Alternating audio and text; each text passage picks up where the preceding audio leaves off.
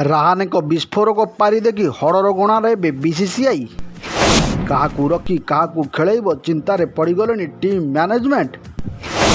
ଚଳିତ ଆଇପିଏଲ୍ରେ ଋତୁରାଜ ଗାଇକ୍ୱାଡ଼ ଏବଂ ସଞ୍ଜୁ ସାମସନ୍ଙ୍କ ପରେ ଏବେ ବିସିସିଆଇର ହିଟ୍ ଲିଷ୍ଟରେ ଅଜିଙ୍କ୍ୟ ରାହାନେ।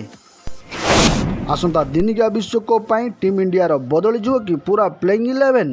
ତ ଆସନ୍ତୁ ଜାଣିବା ଏବେ ସମ୍ପୂର୍ଣ୍ଣ ଖବର ଉପରେ। ଏହା ପୂର୍ବରୁ ଚଳିତ ବର୍ଷ ଭାରତରେ ହେବାକୁ ଥିବା ଦିନିକିଆ ବିଶ୍ୱକପ୍ରେ ଏମାନଙ୍କ ମଧ୍ୟରୁ କେଉଁ ଟିମ୍ ସବୁଠାରୁ ଷ୍ଟ୍ରଙ୍ଗ ଲାଗୁଛି କମେଣ୍ଟସ୍ କରି ନିଶ୍ଚୟ ଜଣାଇବେ।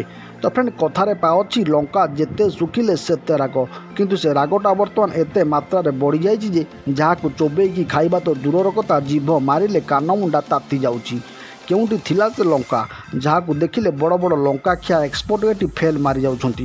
ତ ଆପଣମାନେ ଠିକ୍ ଅନୁମାନ କରୁଥିବେ ଆମେ କାହା ବିଷୟରେ କହୁଛୁ। ଆମେ କହୁଛୁ ଚଳିତ ଆଇପିଏଲ୍ରେ ନିଜ ବ୍ୟାଟ୍ରୁ ଛକା ଚୌକାର ରନ୍ର ବର୍ଷା କରୁଥିବା ସେହି ଶାନ୍ତଶିଷ୍ଟ ଅଜିଙ୍କ୍ୟ ରାହାନେଙ୍କ ବିଷୟରେ, ଯାହାଙ୍କ ବ୍ୟାଟ୍କୁ ନେଇ ଏବେ ଟ୍ୱିଟର ଠାରୁ ଆରମ୍ଭ କରି ଫେସବୁକ୍ ଇନଷ୍ଟାଗ୍ରାମ ପର୍ଯ୍ୟନ୍ତ ସାରା ସୋସିଆଲ ମିଡ଼ିଆରେ ଏବେ ଭାଇରାଲ୍ ହେବାରେ ଲାଗିଛି।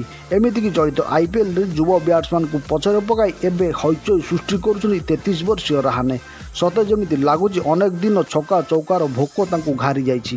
ପଡ଼ିଆ ମଧ୍ୟରେ ଯିଏ ବି ବୋଲିଂ କରିବାକୁ ଆସୁଛି ତାଙ୍କ ବଲ୍କୁ ଗୋଡ଼େଇ ଗୋଡ଼େଇ ପଡ଼ିଆ ମଧ୍ୟରେ ନିସ୍ତୁକ ମାଡ଼ ମାରୁଛନ୍ତି ରାହାନେ। ତ ସବୁଠାରୁ ଇଣ୍ଟରେଷ୍ଟିଂ କଥା ହେଲା ଯେ ରାହାନେଙ୍କ ବ୍ୟାଟିଂକୁ ନେଇ ଏବେ ବିସିସିଆଇର ଚୟନକର୍ତ୍ତାଙ୍କ ନିଦ କୁଆଡ଼େ ହଜିଗଲାଣି। ଚଳିତ ବର୍ଷ ଭାରତରେ ହେବାକୁ ଥିବା ଆଇସିସି ଦିନିକିଆ ବିଶ୍ୱକପ୍ ପାଇଁ କାହାକୁ ରଖି କାହାକୁ ସିଲେକ୍ସନ୍ କରିବେ ଚିନ୍ତାରେ ପଡ଼ିଗଲେଣି ଟିମ୍ ମ୍ୟାନେଜମେଣ୍ଟ।